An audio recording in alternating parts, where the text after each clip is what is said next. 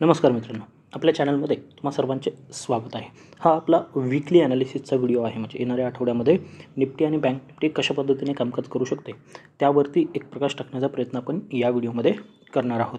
त्या अगोदर हा जो काही आठवडा झालेला आहे ना, अतिशय इव्हेंटफुल आठवडा आपण याला म्हणू शकतो. म्हणजे या आठवड्यामध्ये काय घडलं आहे तर आत्तापर्यंत all time highest closing weekly बेसिसवरती आपल्याला पाहायला मिळालेलं आहे. याच वीकमध्ये मार्केटचा मग ते निफ्टी असू द्यात, बँक निफ्टी असू द्यात किंवा सेन्सेक्स असू द्यात, मिड कॅप निफ्टी असू द्यात, नवीन हाय बनलेले आहेत. आणि 2024मधला निफ्टीसाठी खास करून जवळजवळ सेकंड लोवेस्ट पॉईंटसुद्धा याच आठवड्यामध्ये बनताना आपल्याला पाहायला मिळालेलं आहे. म्हणजे अतिशय मोठी कॅन्डल जर आपण पाहिली तर 2 ते 2.5 हजाराची कॅन्डल निफ्टीमध्ये खास करून बनताना पाहायला मिळालेली आहे. पण सगळ्यात महत्त्वाचं काय झालेलं आहे तर क्लोजिंग आपण एवढ्या दिवस ज्या रेंजमध्ये काम करत होतो ना, त्या रेंजच्या वरती थोडं का होईना परंतु त्या रेंजच्या वरती आपण क्लोज झालेलो आहोत. त्यामुळे हा आठवडासुद्धा तेवढाच महत्त्वाचा असणार आहे. पण त्या अगोदर काही इव्हेंट या आठवड्यामध्ये मार्केटची दिशा ठरू शकतात. त्यामध्ये सगळ्यात महत्त्वाचे इव्हेंट काय असणार आहे तर ऑब्व्हियसली उद्या पंतप्रधान मोदींचा जो काही शपथविधी होणार आहे तो महत्त्वाचा असणार आहे. त्यामध्ये शपथविधीपेक्षा सगळ्यात जास्त नजरा कशावरती असतील तर फायनान्स मिनिस्टर कोण होते नवीन, यावरती गृहमंत्री कोण होणार आहे, या झाल्या 2 गोष्टी. आणि तिसरं महत्त्वाचं आहे आय टी सेक्टर कोणाकडे जाते. कारण का हे मानलं जाते की चंद्रबाबू नायडू यांचा खूप मोठा हात आहे आपल्या आय टी सेक्टरवरती म्हणजे त्याला प्रमोट करण्यासाठी सुरुवातीला ज्यावेळेस ते एकदा मंत्री होते त्यावेळेस त्यांच्याकडे ते सेक्टर होतं. आणि आय टीला आत्ता वाटतंय म्हणजे आय टीमध्ये जे काही पाहतोय ना गेल्या 4-5 दिवसापासून आपण मुवमेंट पाहतोय, त्यांची अपेक्षा आहे किंवा त्या सेक्टरची अपेक्षा आहे की पुन्हा चंद्रबाबू नायडूंकडे ते खातं जाऊ शकतं आणि पुन्हा एक जे काही अंडर परफॉर्म करते गेल्या काही दिवसापासून आय टी सेक्टर, त्यामध्ये एक चांगली मुवमेंट आपल्याला पाहायला मिळू शकते. दुसरं महत्त्वाचं काय आहे तर सुप्रीम कोर्ट, काल बऱ्याच जणांनी ऐकलंही असेल किंवा न्यूजमध्ये आहे, सुप्रीम कोर्ट काय करतं आहे, जे मॅनिप्युलेशन ज्याला म्हटलं जातं की बरंच म्हणजे काँग्रेस पार्टीकडून जे काही आरोप केले जात आहेत सध्याला की इन्फ्लुअन्स केलं, मग ते मोदी असतील किंवा अमित शहा असतील यांनी जे काही इन्फ्लुअन्स केलं त्यानंतर बऱ्याचशा लोकांचं नुकसान झालं असं म्हटलं जाते. आणि त्यावरती सुप्रीम कोर्ट असं विचार करतं आहे की हिंडनबर्ग किंवा अदानी यांना मिळून ही केस त्याच्याबरोबर जोडून पाहण्याचा ते सध्या विचार करत आहेत. लाखो रुपये असे बुडले असं लोकांचं म्हणणं आहे त्याच्यामध्ये काँग्रेसचं. बाय द वे त्या केसमध्ये जर जो काही राहुल गांधी यांनी स्वतःचा पोर्टफोलिओ इलेक्शन कमिशनबरोबर शेअर केलेला आहे ज्यावेळेस फॉर्म भरताना, त्यामध्ये त्यांना तर प्रॉफिट झालेला आहे. या आठवड्यामध्ये त्यांचा पोर्टफोलिओ नक्कीच प्रॉफिटमध्ये गेलेला आहे. मग आता त्याच्यावरती काय होतं हे पाहणंसुद्धा महत्त्वाचं असणार आहे. आणि या 2 गोष्टी सगळ्यात जास्त महत्त्वाच्या असू शकतात. आता काय होणार आहे की काल पाहिलं तुम्ही FIचं बाईंग आहे, एक पॅनिक सेलिंग ज्या पद्धतीने, खरं तर हे एवढं मोठं पॅनिक सेलिंग का आलेलं होतं, मार्केट इथे ओपन झालं, वरती गेलं आणि पुन्हा एक पॅनिक सेलिंग. या पॅनिक सेलिंगचं कारण होतं एक्झिट पोल. म्हणजे जर एक्झिट पोलमध्ये जर सुरुवातीला याच जागा असत्या की 280-300च्या दरम्यान NDA राहील तर काय झालं असतं, एवढं मोठं पॅनिक सेलिंग आलं नसतं. परंतु एक्झिट पोल अगदी अव्वाच्या सव्वा जागा दाखवल्या आणि त्यामध्ये लोकांना फोमो ज्याला आपण म्हणतो मिसिंग आउटचा, आणि त्यामध्ये सोमवारी खूप सारं बाईंग वगैरे झालं. आणि मग जसं तेवढ्या जागा येत नाही असं दिसलं त्यानंतर हा एक फॉल झाला. गेल्या 1-2 आठवड्यापूर्वीही मी एक्सप्लेन केलेलं होतं की जे FIs आहेत ना ते आपल्यापेक्षा थोडे जास्त हुशार असतात. एवढा पैसा लावतात म्हणजे त्यांना काहीतरी खबर असते. दुसरी महत्त्वाची गोष्ट जे सुप्रीम कोर्टच्या बाबतीत आहे ना, मॅनिप्युलेशन होत नाही हे कोणीही नाकारू शकत नाही की मॅनिप्युलेशन होतं. म्हणजे हे ओपन सिक्रेट आहे की मार्केटमध्ये मॅनिप्युलेशन होतं. त्यामुळे जी सुप्रीम कोर्टमध्ये केस आहे ना ती कशा पद्धतीने स्टँड आउट होते किंवा त्यावरती काय डिसिजन येतात हे पाहणं महत्त्वाचं ठरणार आहे.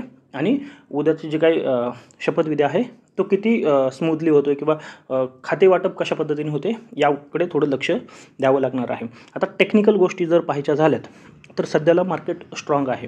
अगदीच सांगायचं झालं तर खरं तर 22,000पर्यंत किंवा ही जी लेवल आहे 22,400ची तोपर्यंत मार्केटला काहीही भीती नाही आहे. म्हणजे या प्रत्येक डीपमध्ये तुम्ही बाय करू शकता. हे कोणासाठी आहे तर इन्व्हेस्टरसाठी आहे ज्यांना काही 1 वर्ष 2 वर्ष 4 वर्षांसाठी इन्व्हेस्ट करायचं.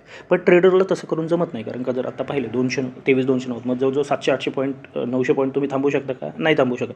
मग आता महत्त्वाच्या लेवल ज्या असणार आहेत ना त्या पाहूयात या आठवड्यासाठी काय असणार आहे. तर सगळ्यात महत्त्वाची लेवल मार्क करून ठेवा 23,340. जो काही ATH आहे तो जसा ब्रेक होईल, मार्केट याच्यावरती थोडा वेळ सस्टेन करेल ना तर एक चांगली रॅली आपल्याला पाहायला मिळू शकते. आणि फायनल टार्गेट जे आहे ना ते अगदी 24,000पर्यंत सुद्धा निफ्टीला घेऊन जाऊ शकतं. मग डायरेक्ट 24,000चं टार्गेट करायचं आहे का तर नक्कीच नाही. कारण का 23,340च्या वरती जसं मार्केट निघणार आहे ना त्यानंतर जी पहिली लेवल येते ती आहे 22,475 500 हा 25 पॉईंटचा झोन. आणि एक लक्षात ठेवा 2-3 दिवसापूर्वी म्हणजे इलेक्शनच्या दिवशी जी काही मुवमेंट झाली त्याच्यानंतरची मुवमेंट त्यावेळेसच हे सांगण्याचा प्रयत्न झालेला आहे की निफ्टीला आता हे समजलं आहे की एका दिवसामध्ये निफ्टी 250-300 पॉईंटची मुवमेंट अगदी आरामात करू शकते. आणि आता हे यूज टू व्हावं लागणार आहे आपल्याला, कारण का तेवढी मोठी आपण बँक निफ्टीसाठी म्हणतो की 700-800 पॉईंटची मुवमेंट नॉर्मल आहे, पण ते निफ्टीसाठी आपलं कसं होतं 200 पॉईंटची मुवमेंट म्हणजे खूप मोठी मुवमेंट. परंतु आता निफ्टीला हे समजलं आहे आणि ती आता सवय लागणार आहे त्या इंडेक्सला सुद्धा. प्रत्येक इंडेक्सला एक सवय लागते आणि त्यानंतर ती मुवमेंट होते. मग तसंच आता निफ्टीच्या बाबतीत होऊ शकतं. इथून पुढे थोड्या मोठ्या मुवमेंट आपल्याला निफ्टीमध्ये सुद्धा पाहायला मिळणार आहेत. त्याच्यामुळे जो झोन आपण 5-10 पॉईंटचा किंवा 20 पॉईंटचा बनवत होतो ना, तो आता तुम्हाला 30-40 पॉईंटचा झोन घेऊन चालवावं लागणार आहे. त्यानंतर मग पहिलं टार्गेट अगदी छोटं आहे, 100-125 पॉईंटचंच आहे, परंतु ते महत्त्वाचं आहे. जर 22,500 याच्यावरती मार्केट सस्टेन करते, मी राऊंड फिगर सांगतोय, डेली ॲनालिसिसमध्ये 10-20 पॉईंट जे आहेत ना ते मेन्शन करत जाईल. इथे राऊंड फिगर फक्त 22,500च्या वरती 22,720 ही एक महत्त्वाची लेवल येऊ शकते. आणि त्यानंतर मग 22 म्हणतो इथे 23 आणि त्यानंतर आहे 23,950 इथपर्यंत आपण जाऊ शकतो. म्हणजेच राऊंड फिगर मी 24,000 सांगितले, पण ॲक्च्युअल लेवल ही 22,950च्या आसपास निघून येत आहे. ही आहे अपसाईड. आता डाऊन साईड काय होऊ शकतं, हा ब्रेकआउट मार्केटने सोमवारी ब्रेकआउट दिला आणि फेल्युअर झाला. म्हणजे हे जर तुम्ही डेली कॅन्डल लावली तर तुमच्या काय लक्षात येईल, मार्केटने याच्यावरती सस्टेन केलं आणि हा ब्रेकआउट फेल्युअर आपल्याला पाहायला मिळाला. आणि नंतर खालीसुद्धा ब्रेकडाऊन दिलेला आहे, पुन्हा ब्रेकडाऊन फेल्युअर आणि मार्केट वरती आलेलं आहे आणि त्याच्यावरती क्लोजिंग आहे. म्हणून हे खूप महत्त्वाचं आहे. मार्केट जर पुन्हा याच्या आतमध्ये येते ना, तर मार्केट या दिशेने पुन्हा येण्याचा प्रयत्न करू शकते. पण याच्यासाठी कन्फर्मेशन कधी मिळणार आहे तुम्हाला, जर याच्या खाली एक दिवस मार्केट बंद होते. मग त्याच्यासाठी कन्फर्मेशनसाठी आपण जी लेवल निवडणार आहोत ती आहे 23,100ची. जोपर्यंत तुम्ही 23,100च्या वरती आहात, आणि ही 23,100 कधी ॲक्टिव्ह होणार आहे हे लक्षात ठेवा, तर डेली बेसिसवरती क्लोज होणं गरजेचं आहे. जर एक दिवसाची कॅन्डल 23,100च्या खाली क्लोज होते तर डेफिनेटली एक शॉर्ट साईडचा ट्रेड तुमचा बनू शकतो. त्याचं टार्गेट काय असणार आहे, पहिलं टार्गेट हे 23,000पर्यंत किंवा म्हणजे 22,950 23,000 ही जी सायकोलॉजिकल 100-150 पॉईंटच आहे. याच्या खालीसुद्धा खूप मोठी जागा आहे का, नाही, ती जागा आहे 22,780पर्यंत. आणि 22,780 ब्रेक झाली तर 22,450पर्यंत या आठवड्यामध्ये आपण 22,450-400 म्हणजे हा जो काही लो होता ना इथे जिथून वरती गेलं तर त्या लेवलला टेस्ट करायला येऊ शकतं मार्केटमध्ये अजूनही पॉझिटिव्ह बायस आहे. त्याच्यामुळे डाऊन साईडचा जास्त विचार करण्याची आवश्यकता नाही आहे. बाय ऑन डिप्स सध्या मार्केट तुम्हाला वाटत असेल की सुप्रीम कोर्टचं जे काही चालू आहे त्याच्यामुळे एखादं गॅपडाऊन होऊन जर मार्केट खाली जाते किंवा ती गोष्ट जास्त वाढण्याचं सारखं दिसलं तरच आपल्याला डाऊन साईडची रिस्क आहे, अदरवाईज नाही. मग आपण जे अपसाईडचे टार्गेट आहेत तेच प्लॅन करणार आहोत. जर तुम्ही अजून एक मंथली बेसिसवरती जर पाहिलं तर आज व्हिडिओ थोडा मोठा होऊ शकतो. जर मंथली बेसिसवरती पाहिलं तर एक चांगला ब्रेकआउट येण्याची शक्यता या वीकमध्ये आहे, या आठवड्यामध्ये पूर्ण या महिन्यामध्ये. ज्या पद्धतीची मुवमेंट आणि एका छोट्याशा रेंजमध्ये कन्सोलिडेट, या सगळ्या कॅन्डल छोट्या कॅन्डल आहेत. म्हणजे 1, 2, 3, 4 आणि 5 महिन्याच्या कॅन्डल अगदी डोजी टाईप कॅन्डल आहे मंथली बेसिसवरती विचार केला. जर आता या सगळ्या लेवल घेऊन आलेलं आहे मार्केट, जे काही स्टॉप लॉस होते ते सगळे हिट झालेले आहेत आणि जर इथून निघाले तर या पद्धतीची कॅन्डल आपल्याला पाहायला मिळू शकते. या मंथ एंडला आपण 24,500 किंवा 25,000च्या दिशेने जाण्याची शक्यता आहे, जर सगळं काही सुरळीत झालं तर. आणि टेक्निकली जे दिसतंय त्यावरती सांगतोय मी, बाकी न्यूज काही येतील त्याच्यावरती थोडाफार इम्पॅक्ट होऊ शकतो. आपण डायरेक्ट महिन्याचं टार्गेट ठेवायला नको आहे, फक्त आत्ता वीकली विचार करतोय किंवा येणारा जो आठवडा आहे त्याचाच आपण विचार करूयात. पण जर हा आठवडासुद्धा याच्यावरती मार्केट सस्टेन करतं इथे कुठेही, तर मात्र एक मोठी कॅन्डल बनण्यापासून कोणीही थांबवू शकत नाही, हे लक्षात घ्यायचं आहे. आणि एक चांगली मुवमेंट आपल्याला पाहायला मिळणार आहे. आता बँक निफ्टी निफ्टीपेक्षा थोडी वीक आहे जर पाहिलं, कारण का ज्या पद्धतीने मुवमेंट झालेली आहे ना निफ्टीमध्ये तशी बँक निफ्टीमध्ये नाही आहे. म्हणजे बँक निफ्टीने काय केलं आहे, ही जी कॅन्डल होती रिझल्टची कॅन्डल ज्याला आपण म्हणतो ती कॅन्डल पूर्ण रिकवर करून त्याच्यावरती क्लोज दिलेला आहे. रादर त्यांनी जी एक्झिट पोलची कॅन्डल होती त्याच्याही वरती मार्केट किंवा त्याच्या आसपास येण्यात यशस्वी झालेलं आहे, परंतु बँक निफ्टीमध्ये तसं दिसत नाही आहे. मग बँक निफ्टीमध्ये काय करायचं आहे की 50,000 ही महत्त्वाची लेवल आहे.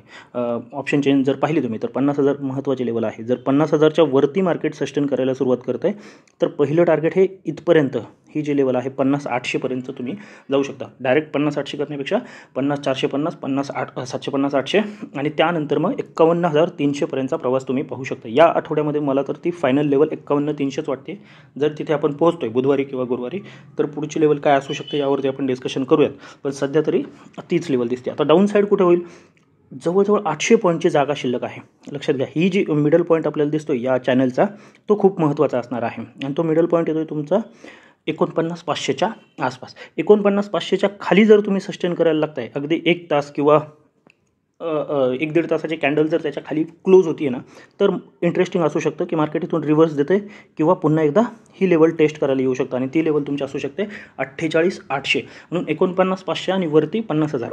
अगदी 400-500 पॉईंटचा झोन आहे, परंतु तो खूप इंटरेस्टिंग ठरणार आहे या आठवड्यासाठी. 50,000 ब्रेक झालं तर तुम्ही 51,300 टार्गेट करू शकता, ज्याच्यामध्ये 2 ते 3 टप्पे ठेवू शकता आणि डाऊन साईड तुम्ही 48,800 टार्गेट करू शकता. जर ती लेवल ब्रेक झाली तर मग 47,400 पर्यंतची जागा आपली ओपन होणार आहे. म्हणजे या चॅनलच्या पुन्हा एकदा आपण खाली जात आहोत हे लक्षात ठेवा. पण इथे एक संधी घ्यायला विसरू नका. जर मार्केट इथे येते, हॉल्ट करते आणि एखादा डबल बॉटम किंवा एखादी हॅमर टाईप कॅन्डल बनते, मग ते डेली बेसिसवरती असू देत किंवा आवरली बेसिसवरती असू देत, त्याच्यापेक्षा छोट्या टाईम फ्रेमवरती चान्स घेऊ नका, परंतु डेली किंवा आवरली बेसिसवरती या चॅनलच्या डाऊन साईडला एखादी कॅन्डल बनते बुलिश, तर नक्कीच तुम्ही बाईंग साईडचा ट्रेड प्लॅन करू शकता.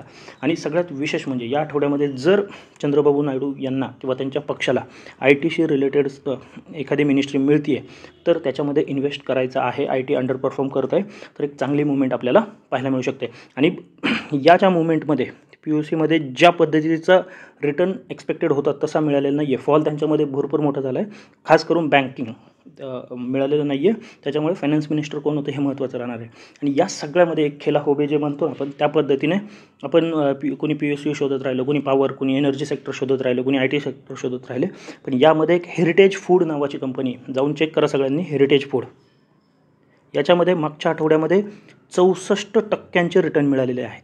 याचं कारण आहे ती कंपनी रिलेटेड आहे चंद्रबाबू नायडू यांच्या फॅमिलीशी. म्हणजे फक्त त्यांची आंध्र प्रदेशमध्ये सत्ता आली आहे आणि केंद्रात ते की फॅक्टर ठरू शकतात. म्हणून काय झालेलं आहे, त्यांची जी कंपनी आहे किंवा तो जो स्टॉक आहे ना, 64% रिटर्न फक्त गेल्या आठवड्याभरामध्ये मिळालेलं आहे. जिथे एवढी चढउतार झाला आहे त्यांची एकदा जाऊन चेक करा, म्हणजे लक्षात येईल की ओव्हरऑल टेक्निकल ॲनालिसिस असू द्यात किंवा इतर काही गोष्टी असू द्यात, या पॉलिटिकल म्हणजे आपल्या याच्यामध्ये जे काही न्यूज असतात ना त्यावरती आपलं थोडंफार लक्ष असलं पाहिजे, म्हणजे आपल्याला काही स्टॉकमध्ये अगदी योग्य वेळी एंट्री घेता येऊ शकते. जर ही माहिती आवडली असेल तर आपल्या व्हिडिओला लाईक करून चॅनलला सुद्धा सबस्क्राईब करून घ्या आणि तुमची जी काही मतं असतील ते आम्हाला कमेंटमध्ये नक्की कळवा. तर आजच्यासाठी एवढंच. धन्यवाद. जय हिंद, जय महाराष्ट्र आणि कीप ट्रेडिंग.